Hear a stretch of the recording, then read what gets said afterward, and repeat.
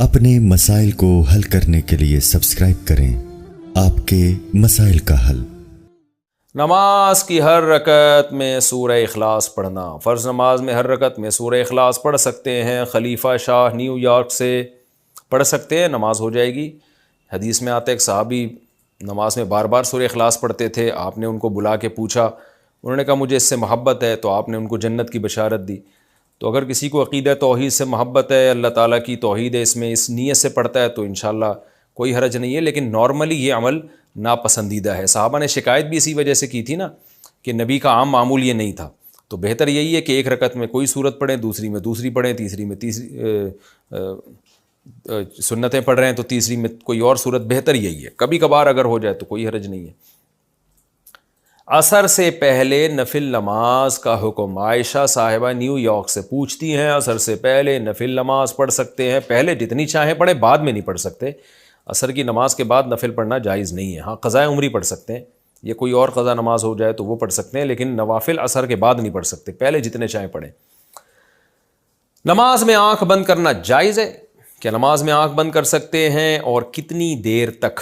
عابد خان سعودی عرب سے۔ نماز میں آنکھ بند کرنا مکروہ ہے، ناپسندیدہ ہے، کیونکہ نبی صلی اللہ علیہ وسلم ہمیشہ آنکھیں کھول کے نماز پڑھتے تھے، تو اس لیے بہتر یہی ہے کہ نماز میں آنکھ کھول کے نماز پڑھیں آپ۔ اندھیرے میں نماز پڑھنے کا حکم۔ اندھیرے میں نماز پڑھنا ممنوع ہے یا نہیں؟ عثمان غنی آئر لینڈ سے۔ کوئی ممنوع نہیں ہے، پڑھ سکتے ہیں۔ کسی نے امانت دی اور ڈاکو نے لوٹ لی تو لوٹانے کا کیا حکم ہے؟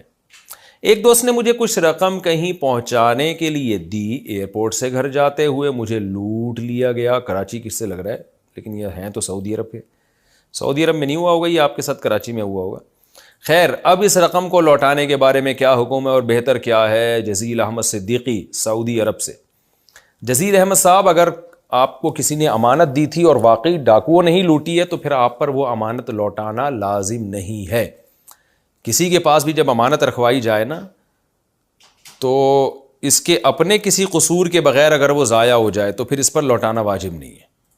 ہاں، اس طرح سے اس نے وہ امانت رکھی کہ ضائع ہونے کا خطرہ تھا، مثال کے طور پر لاکر کے بغیر باہر ہی ڈال دی اس نے اور خطرہ ہے کہ چور لے جائے گا، تو پھر اس کا مطلب پھر یہ ذمہ دار ہوگا، کیونکہ اس نے کوتاہی کی ہے۔ اس نے اگر اپنی طرف سے کوتاہی نہیں کی اور ڈاکوؤں نے لوٹ لی ہے تو پھر اس پر لوٹانا لازم نہیں ہے۔ اب اگر آپ وہ پیسے یوں کرتے ہوئے جا رہے تھے، ڈاکوؤں کو دعوت دے رہے تھے، تو پھر تو آپ قصوروار ہوں گے، آپ پر لوٹانا لازم ہوگا، لیکن آپ نے بیگ میں رکھے تھے، جیب میں رکھے تھے، جہاں بھی سیف جگہ پہ رکھے تھے، پھر ڈاکوؤں نے لوٹ لی تو اب آپ پر لوٹانا کچھ بھی لازم نہیں ہے۔